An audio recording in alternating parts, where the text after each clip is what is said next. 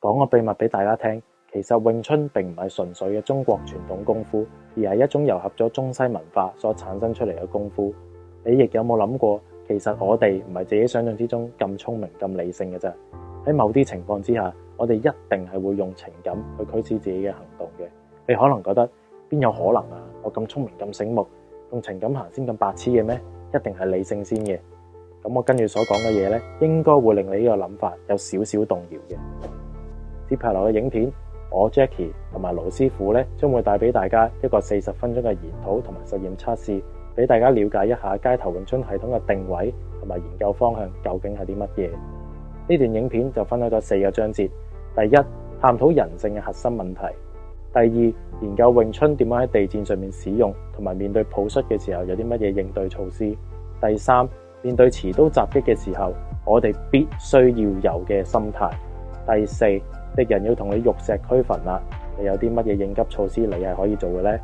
咁為咗方便大家觀看，我幫大家分好晒章節嘅啦。我哋廢話唔多講，立即開始。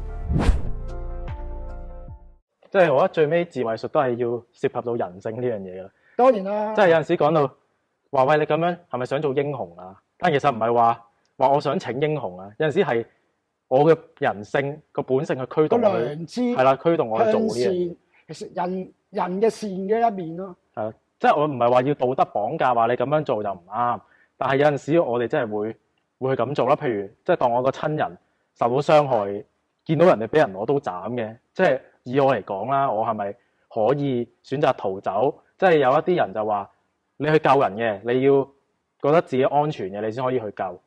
但係有陣時即係我理性同埋我情感上，可能我會選擇咗去。嗰個係你至親咧，你唔通睇住佢俾人咩咩？街頭嘅情況係突發嘅，有冇得我慢慢諗我自己安全先再去顧我屋企人咧？可能我諗嘅時候已經錯過咗個黃金機會去救佢噶咯喎。細路仔突然間跌咗落井，即係古代，你有冇考慮過有冇利益咧？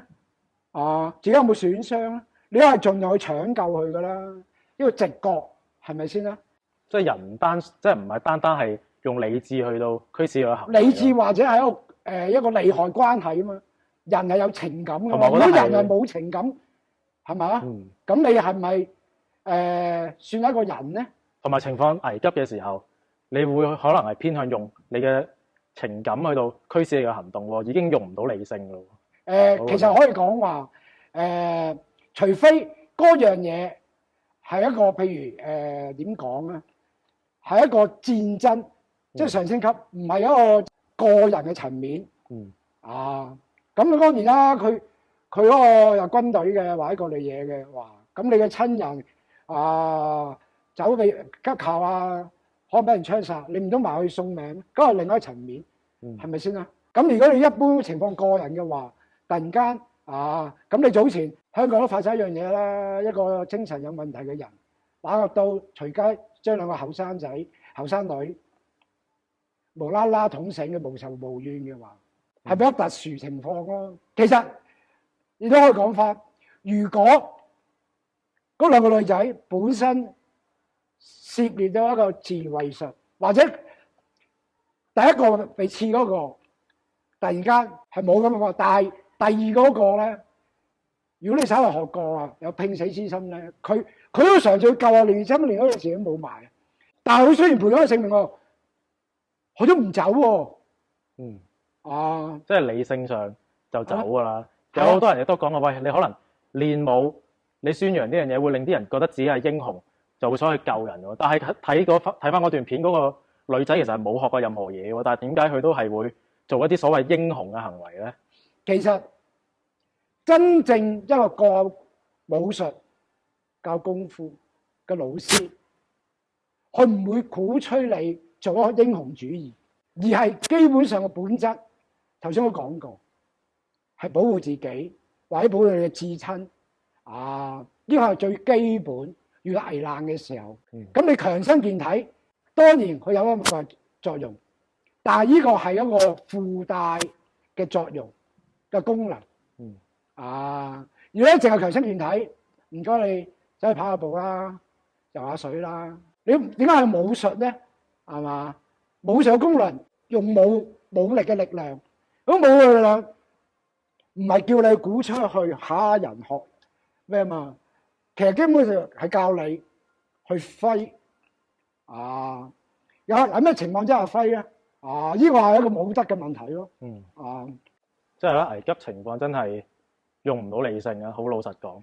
其實你成日講置身事外嘅人先可以講理性。其實我覺得當個火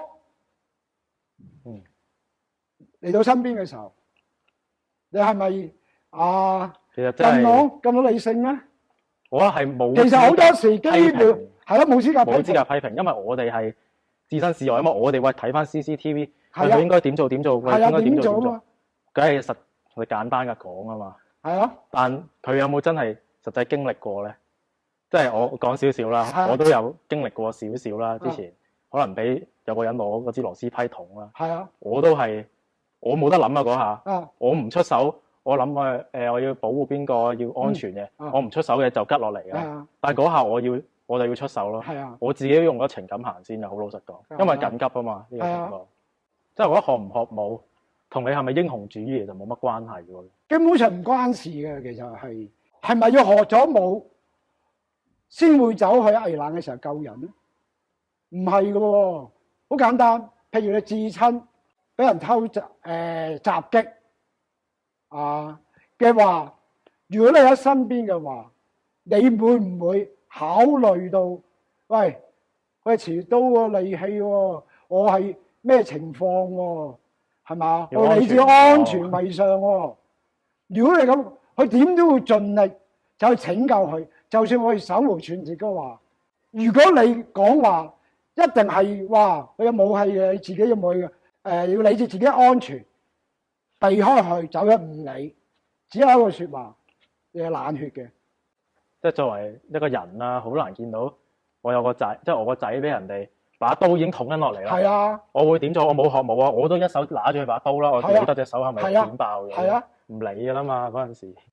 特別對方有利器嘅時候，呢樣嘢問題係嗰個受害者係乜水？當你自身嘅時候，你可唔可以咁啊？當然啦，你喺街上喺度亂斬人你自己手無寸鐵嘅話，你可能都有機會話即係可以即係漠視你個感情係嘛？但係如果你一個至親或一個生死之交好友或者各類嘢嘅話，你係咪可以即係可以淡然處之咧？做乜要鋪柔道隻咧？喂，玩詠春嘅喎，詠春套路冇地戰嘅喎，點解要玩地戰？你喺街頭實戰，你唔係走去參加啲某一種形式嘅比賽，譬如你玩kickboxing 唔可以打地面啊！裁判會暫停，分開你哋再嚟過。但係而家講街頭，如果佢對方係練過 MMA 嘅，練過地上打法嘅，你唔可以選擇啊嘛。咁遇到嘅時候，你點咧？同埋另一樣嘢，佢又唔清楚嘅。喺街頭唔係喺擂台，燈光火嘛，射燈照住你，哇！嗰個台平嘅，但係你一去到街頭，唔覺意可能地面係啦，就不停咧，或者有啲雜物咧，或者可能有啲沙咧，或者光線好黑暗咧個環境之下，咁你點咧？如果真係落咗地嘅時候，你係咪坐以待斃咧？同埋其實佢又有啲誤會嘅。其實喺詠春嚟講，一個創派嘅時候喺清朝，佢主要應付都係國內嘅功夫中國裏邊。喺清朝有啲洋人，但係基本上佢都係多數開頭呢啲傳教士啲文人或者嗰啲學者多數係嗰啲傳教士嘅。地上打法基本上嗰陣時佢自己西方嘅時候都唔盛行，係冇嘅。但係後期遇到啦，好似葉問宗師嚟到香港嘅時候，香港嗰個時候boxing不嬲都盛行㗎啦，因為英國殖民地係嘛。咁再加埋再一段時間之後，喂，有啲泰拳咧，你係咪要應付啊？係嘛？咁而家呢個年代 MMA 已經咁盛行啦，地上打法，你係咪要應付佢啊？基本上你詠春其實武術個本質上都係實戰啊嘛。唔係去表演套路，唔係去上擂台，本質上基本上係保護自己啊嘛。咁你嘅時候，如果佢對方係玩呢樣嘢，你冇得選擇嘅喎，你冇可以選話，喂，你咁高大，我咁細粒唔得，係嘛？你玩咩啊？我冇學過，又冇嘅喎。咁嘅情況，你點咧？另外有一樣我要明白嘅，其實詠春所謂3套套路咧，小念頭同埋尋橋係一般情況喺標指嘅概念裏邊咧，因為標指係不規則嘅手。我聽過有個話標指不出門，我有其實係咪阿葉問係咪講嗰啲咁嘅嘢㗎？從來冇講過，呢個咧係我呢個標指係不規則嘅手咧，係葉問宗師親自同我師傅黃朗師傅講嘅。即係唔係標指不出門咯，係標指不規則咯。係不規則嘅手，點解要不規則咧？你睇下不規則嘅嘢，特殊嘅情況或者一啲極端嘅情況之下，用啊！你睇下你本身標指個結構已經係啦，馬就玩圈馬嘅，係咪先啦？咁咧佢有2個喎，級爭其實最短嘅武器，發手啊、問手啊、標手啲係最長嘅武器喎，同埋打係4面8方嘅喎。基本上佢嗰個情況係已經俾咗一個概念你，喺特殊情況嘅時候你自己去變化，最緊要係取得勝利，你自己去執生，因應個情況而去變化啊嘛。特別係一個地上打法嘅時候，好容易會遇到嘅。喺街頭嘅時候咩事都會發生嘅喎，你要準備啊。所謂其實都會有人啦，邊家知己知彼啊嘛，起碼。你起碼你就算唔係好熟悉佢，起碼你要知道佢哋嗰個情況係乜嘢。咁我哋相對真係唔好彩嘅時候，我哋點樣能夠盡快去翻嗰個站立式打法咧？因為我哋主要就係一個主力係站立式打法，佢主力係一個地面打法，好難同佢哋嘅。如果佢真係一個即係練得訓練有素，練咗好多年嘅話，其實你喺地下同佢玩啊！嗰啲嘢長久咧，就好難同佢玩嘅其實，因為佢可能佢咁多年都係練呢樣嘢，即係好簡單。我哋主要咁多年都係站立式打法，係咪先啦？咁你話你點可能嘅？都要知道佢佢嗰個打法大約即係有個概念，佢係點樣去咩原理咧？我哋盡量係用翻我哋嗰個。即係本門一啲權利啊，各類嘢有咩喺嗰度能夠要解決呢個問題啊？好啊，講都無謂啦，我哋做實驗啦。好好好。嗱，而家街頭成日最常見睇好多片咧，就係俾人騎住係咁嚼啦。係啦，咁我哋即係詠春點？首先第一樣嘢，其實喺地下裏邊可唔可以發揮黐手咧？其實可以喎。你話喂，我地下裏邊，喂，你要發力有冇人咁好咧？其實詠春你都有個優勢，玩短徑，所謂嘅喺詠春8術語就係長橋發力。其實呢樣我好短距離都可以發多一啲勁，有勁力。我唔信，試下。你嗰位，哇，係喎，我會有下窒咗嘅感覺咯。你唔好話即係喂，好似拼命掙扎咁樣嘅任務啱喎。其實你可以發揮翻黐手，喂，佢話一隻手壓住嗰個位打你喎。嗱，我唔俾你走，我騎唔住你。係啦，騎唔住你，唔俾你走。係啊，甩身起翻身喎，你避一打你，其實你可以攻佢嘅喎，一攻佢，係咪？一窒嘅時候就起咯。你唔可以攻佢喎，但係喺街頭嘅話咧，其實有啲可以打法嘅話，譬如我嘅話，其實呢啲位。喂，你話識插眼啫，喂，我喺上面，我咪插得仲好。咁你要發揮你嘅黐手啊！你咁容易插我插，係咪啊？係嘛？係嘛？一個有空位咯。真係冇咁易插喎。喂，你唔係話坐以待斃噶嘛？你都可以玩黐手噶嘛？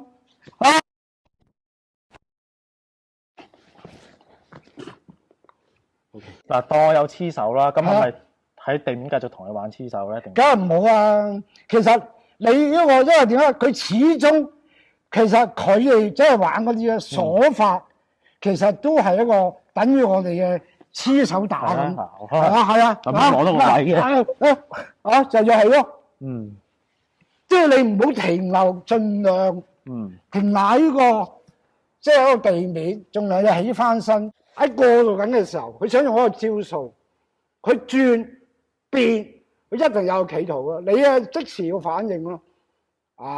不過咁講啦，可能我都係仲係學緊嘅階段，可能我做個十字固，我做得唔係咁好。係啦，咁我都係要繼續去同人哋學習咯。我啲嘢。當然呢樣嘢，其實我哋而家即係我哋都係要盡量去練習咯。我哋盡量要適應。但係而家我哋係講街頭詠春，咩事發生？我哋任何情況，我而家其實我哋都係喺度不斷喺度鑽研緊。我想做個實驗啊，你唔配打擊，你試下就咁純粹借我力。佢話難啲㗎。試下啦。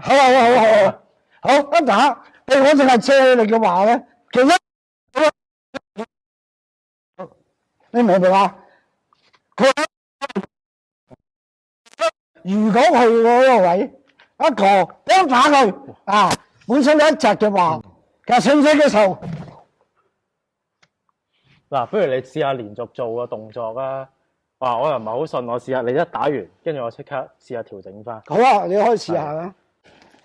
一打跟住一個問題，你一窒痛一痛嘅話，你其實已經係鬆咗。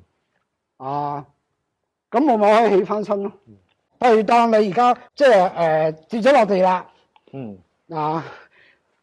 你想騎上嚟，你已經可以第一時間打佢嘅。我唔使等佢上到嚟噶。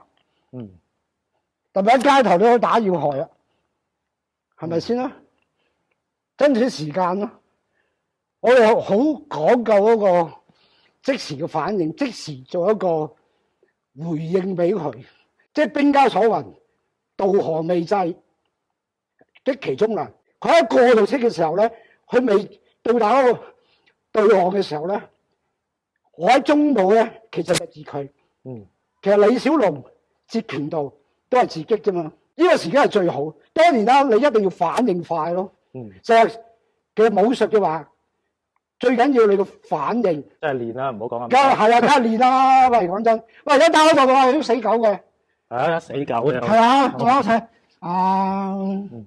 見到街頭好中意玩一啲咧，就係抱起你，將你成個搭低。即係後邊，即係偷襲嗰陣。即係後面又有啦，前面又有啦。咁我想試下後面嗰個。好啊。係啦，我哋又做實驗。好啊。呢個詠春基本上就係一個凳掌啦。我諗一個方法，你轉身啦，我轉咗。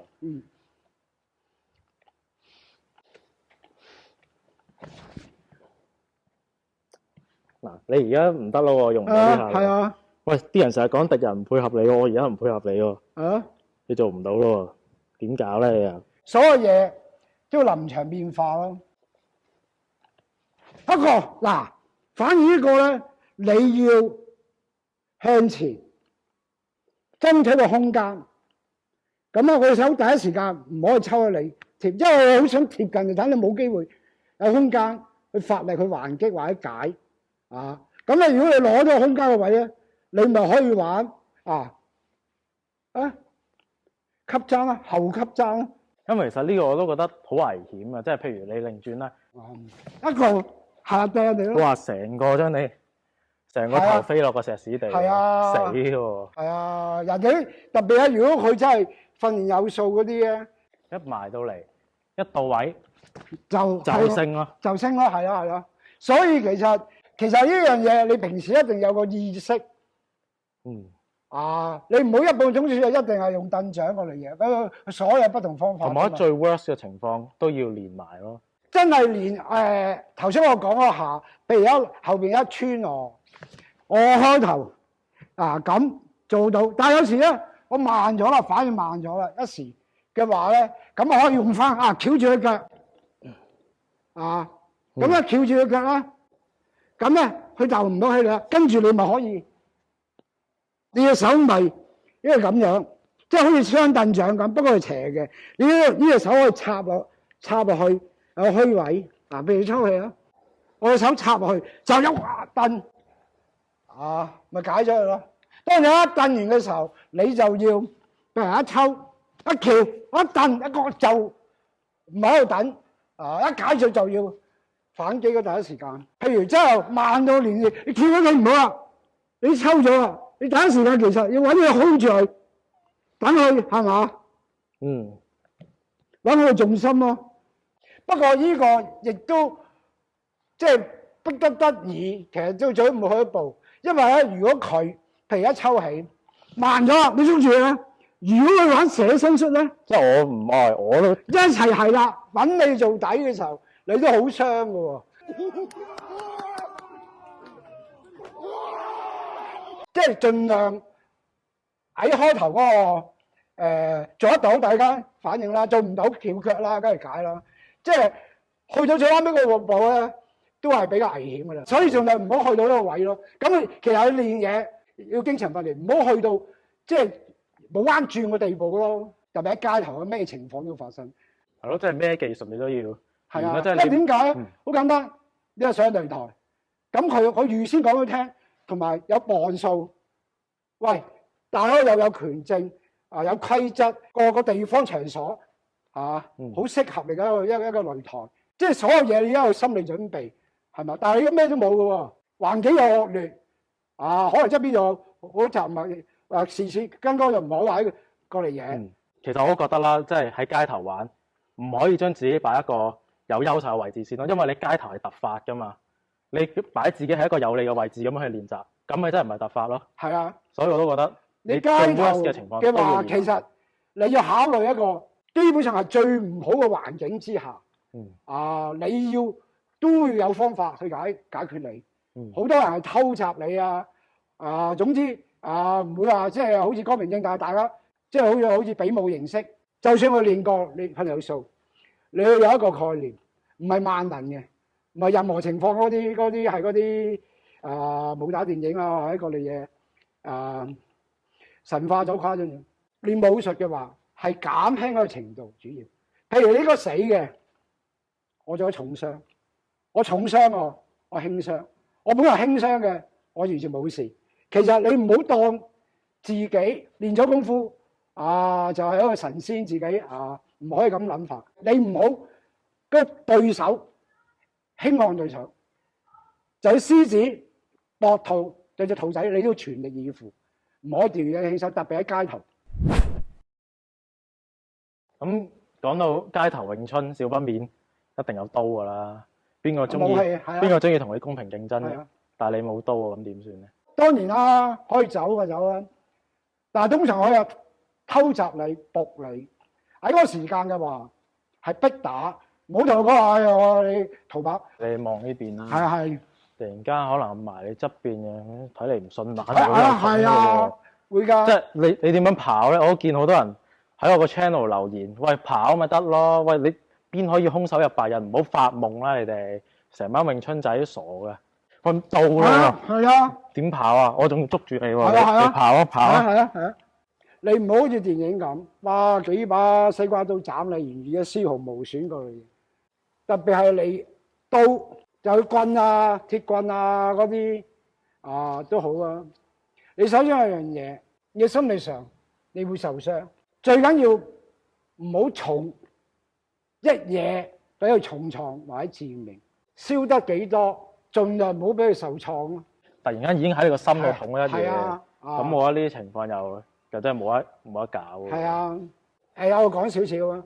咁一般人其實行路或者各類嘢。即係佢唔會突然間，譬如嗰條路唔係好窄嗰類嘢，係嘛？佢唔會話突然埋嚟噶嘛，大家有個距離，係嘛？如果突然間有個，即係你要警覺咯。即係突然間有個人埋嚟嘅話，係嘛？一埋嚟你就要即係你以後我哋可以慢慢講多啲。譬如嗱，我用刀啦，喂，片到你喎，我繼續片㗎喎。係啊。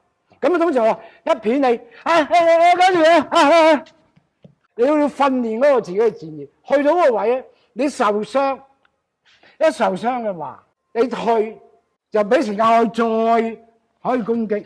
其實咧，你要忍住嗰樣嘢，當佢已經發生咗嘅話，係咪？但係個個就你要忍住痛咯。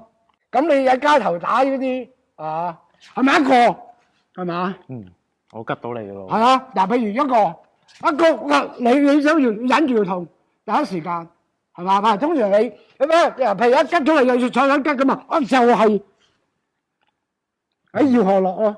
你譬如你吉咗，你想走嘅，吉咗走嗱，個情況其實唔會變好嘅喎。唔會變好，同埋你中咗受咗傷咧，其實你個走會慢，因為受咗傷啦。另外，其實你一走啦，你一血氣運行咧，佢啲血飆出嚟咧仲快。係好多時咧，點解會失救咧？就係咧，你一失血過多嘅人已經暈㗎啦。其實同埋你走，你對我又冇威脅，係冇㗎啦，咪繼續痛咯。係啊係啊，我話冇所謂啊，你咪走咯，拉住你插啫嘛。除非我唔喐得，完全即係可能我一下心臟係啦，咁你冇得計咯。即係對呢啲，即係啲行兇歹徒啊，即係我都要死㗎啦。係啊，即係我最尾可能我都係死㗎喎。係啊，但係起碼要付出代價，同埋起碼我咁樣搏一搏，即係好過坐以待斃咯。即係會唔會覺得係我捅一刀，跟住之後，喂，我唔捅你啦，你唔反抗我就唔捅，會唔會咧？嗱，呢樣嘢咧，有人就講，喂，我吉你一刀，你反抗喎。你點知會唔會係咁咧？你點知？但係你個性命係個身體完全俾佢控制晒喎。我中意傷你就傷你，唔係啦傷你就唔傷你。係啊，但係你又唔知我想點喎。係啊，你唔知喎。你明唔明啊？或者我嗰下吉得興起嘅時候，我狂吉你咪話。都係因為之前聽好多嗰啲，譬如殺人嗰啲啦，用刀嗰啲，用刀可能插咗第一下之後咧，佢失去咗理性啊個人，佢已經唔知自己做緊乜嘢，已經。所以我見到你係咁懟啦已經。喺傳統中國文化裏邊，刀係一個兇器，其實一個利器，其實會控制到你，即係可能佢有啲魔性，你嗰時刻會控制住你咯。其實我遲早個人可能俾佢控制住，係收唔到嘅喎。係啊，我都聽過好多呢啲個案都係唔知啊，直頭係自己殺咗人之後先知道原來自己殺咗人咯。純粹講防身嘅話，我都唔建議用刀咯，真係。因為始終用刀，人哋搶咗你把刀，喂，可能吉翻你轉頭喎，一定係你吉人嘅咩？即係我覺得，可能我吉你嘅同時，喂，我要有覺悟，我會俾人吉翻轉頭。係啊，咁如果我識玩刀嘅，咁又點應付咧？有乜辦法？佢識玩刀啊，你又走唔到噶。首先第一樣嘢，起碼唔可以頸部動物啦，你護住啦，係嘛？你心臟啦，或者係大動物啦，即係你唔好中一刀就係重創。佢識玩刀噶，我一傷咗你，我跟住嘅話，你都一樣萍水無大海咯，係嘛？你都同佢搏命打噶啦，嗰個人係嘛？玩我閃咗佢話，哇，同佢玩咯。即係就算其實我識玩刀，你都要去做噶咯喎。嗰個時候唔係唔到你選擇啊，你明唔明啊？問題係你遲早嚟襲擊我啊嘛，係突然間嚟打我啊嘛，我又走唔得啊嘛，你明唔明啊？我有咩選擇啊？去襲擊我，去離遠嘅咁我梗係走啦。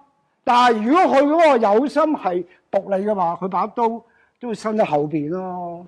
佢藏住把刀，如果佢埋到嚟一懟你燒，佢係識玩刀嘅，咁點咧？但係始終你要打落去咯，即係懟嗰個刀，梗係搏命噶啦。佢識玩刀嘅話，係嘛？係嘛？點解要打落去㗎？即係唔好放棄咯，我覺得始終係問題，唔可以放棄咯。即係又係翻去轉頭啦。你唔放，即係你放棄俾佢，佢係咪會放過你？係啊，你唔知喎呢樣嘢，你嘅性命、你嘅身體完全俾佢操控晒喎，同佢拼命啊，奮鬥啊。即係搏一搏咯，即係你始終都要搏，有拼死之心。係嘛？因為你而家上嚟同我，喂，攞條命。因為我見好多訓練可能就係咁樣咯，係啊真係擺多片一片係啊，我就停咗咯喎。係啊，但係現實中唔係咁，我片我係啊，繼續落嘅喎。現實中啊片到你都要繼續有個戰意去做係咯。啊，因為現實你片咗呢一個係一個事實，你改變唔到噶嘛。啊你中咗啦嘛，係啊，你仲走諗住啊，走唔到喎。係係咯，所以我但係你埋嚟，突然間片咗嚟嘅話，其實正式講，你而家要還擊㗎啦。咁還擊佢識玩嘅，係嘛？一個係嘛？咁你都要打落去㗎。即係佢識又另一回事，唔好理佢咯。你唔好理佢識唔識，去到啲咁嘅極端環境嘅時候，你冇得諗。武術基本上係用嚟保護自己。就係咧喺網上見到有段片，就有啲人係可以唔愛命，跟住之後就咁衝埋嚟，就算你有武器咧，佢都係唔愛命衝埋嚟打你喎。咁應該點做好咧？佢唔愛命嘅話，佢通常係要點樣做咧？啊，譬如好簡單，就算你平時練習好咧，盡量咧就摸咗眼鏡。哦，好，我摸。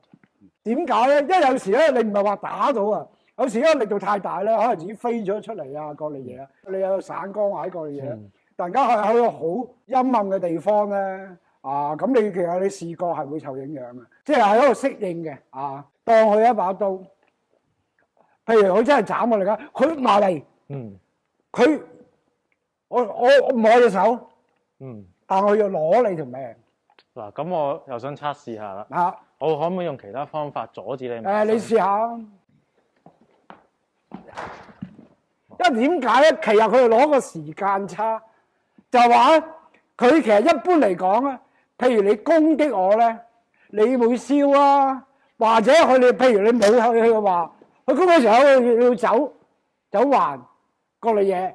佢而家個打法咧就係話，或者唔愛隻手，即係我受損，但係佢嘅死士打法咧就係重傷你或者係攞你條命。我係見到好多好即係出面啦，可能唔識玩拳或者學過武術嘅人咧，佢哋都好少話將個武器擺喺前面嘅喎，佢哋反而係好多時用個呢隻手去擋，跟住之後咧，係啦，就係啊！我諗緊有乜方法可以解決，我哋就試下做啲實驗咯。係，我試下睇得唔得先。嗱，我唔講你知。哇！唔得。佢擺明佢傷少啊！你明唔明啊？佢攞個時間差，佢唔係話佢燒，跟住再埋嚟，或者佢閃開再埋嚟。佢而家問題就係我而家唔愛，攞個時間差。總之一隊咯。嗱，我試下可唔可以破壞你隻腳，睇得唔得？係嘛？破壞呢種都唔。總之嗱，我試下可唔可以？我即刻退啊！我一打完即刻退。啊！你真係嗱，講真，佢問題係我即刻一退。係喎。咩啊？試下攻你呢隻手。係啊！即係你放後面啊嘛，隻前手成日揚。係啊，一邊啊嘛。我試下先。你攻隻手。係啊。嗱，如果攻佢手嘅話咧，佢哋仲啱。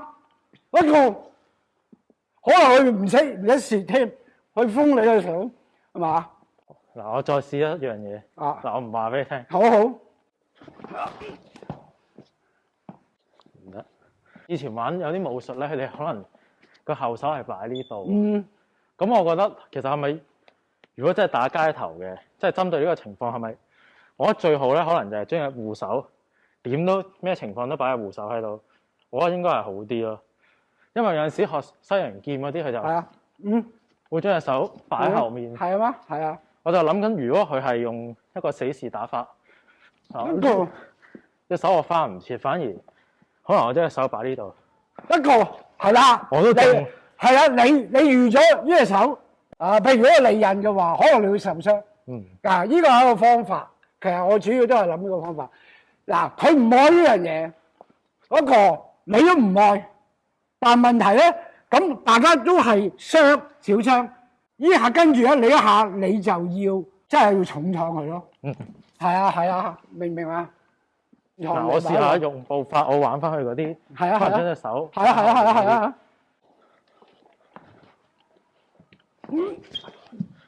都慢咗，我覺得，都唔係咁好，即係有陣時係差晒喺呢度嘅，一個個反應都係冇咁快。嗱，點都好，我都擺隻手喺度，因為其實我覺得最因為點解啊？如果我想重創你咧，基本上咧，一係心臟，一係喺頸度劈上嚟，係咪？一個係嘛啊？咁你係嘛傷一個，但係你就可以重創即係就算我真係中啦，係啊係我頭先真係唔係一打我一中，我真係中咗，但係我呢隻手可以係啊，即係你唔會話即係入晒重咯。咁大家都受傷，跟住你就係可以就重創佢。嗱，我再試多個，我唔話俾你聽。OK， 我玩死時打法。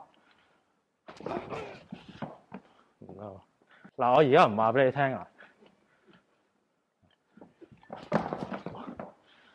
唔得，我本來咧諗住試下走你側門咧，佢遇咗傷嘅，所以佢個追形咧會追得你快嘅，佢唔使顧慮任何嘢啊。總之我唔理你整乜嘢，當佢用死時打法嘅時候咧，你都會一定有啲損失。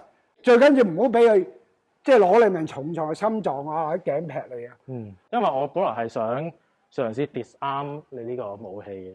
唔得，佢唔理你嘅。但係你呢隻手咧，我唔愛啊嘛，我唔愛啊嘛，我就係情況，我唔愛。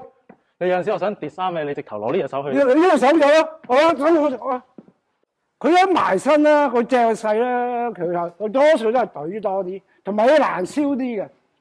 我走外門就會唔會好啲？嗱，如果佢一到位一到位一劈咧，反而你可能有機會，即係可以疏玩個兩。如果佢都埋嚟咧，佢衝埋嚟咧，嗱，譬如一個一隊，佢懟你咧，係啊，你斬咧個時間。我懟啊，我好似反劍擊。係咯，如果一佢可唔可以試下？譬如當你有個虛招，臨場發揮咯。如果佢真係養，譬如養到虛招咧，佢一養咧，佢養佢出咧，咁咧就可以用 disarm 咯。係啊。理想中咧就係可能人你一出手，係啦，一出手嘅時候我又燒 disarm 你啊，但係真實又好似好難做到咁準確喎。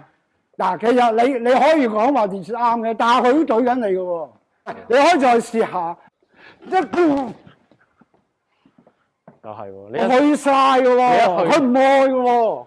咁啊係。你明唔明啊？佢唔係話而家即係我而家練習就一個好輕。我頭先都 miss 咗啦，我打唔到你手腕，我打到你前尾啲肌。係啊，冇嘢㗎。係咯，我真係想disarm，但係我頭先同埋嗰個時間問題係喂，嗱都有養嘅時候會懟你㗎，小心嚇 ，sorry 嚇。OK。你明唔明啊？即係好有信心咯。同埋即係平時一定要同埋你要係要練好多。咁你睇講真，咁嘅賽事有兩個賽事咯。你做得到嘅咪做得到咯。有樣佢唔理你嘅，佢一定有一個揾實招，真係拗到我嘅，到咗位嘅，佢先埋嚟。你始終係要迫於一樣，我見實招一個係嘛？因為我把劍翻唔切，我有把刀啦。冇㗎啦，佢嗰個其實牽制咗你一個，佢揾個實招係嘛？佢真係到係嘛？一到就牽制住你咯。即係佢讓隻手俾你牽制住你把刀啊嘛。你會傷咯，即係有心理上。其實你唔止係用武器或者各類嘢嘅，你喺街頭打交嘅話，有時唔覺意都會除非佢真係好差或者各類嘢，最可以唔好重咯。咁而家問題最大嘅問題就話，你唔知佢會唔會用咁嘅打法，佢突然間用咧。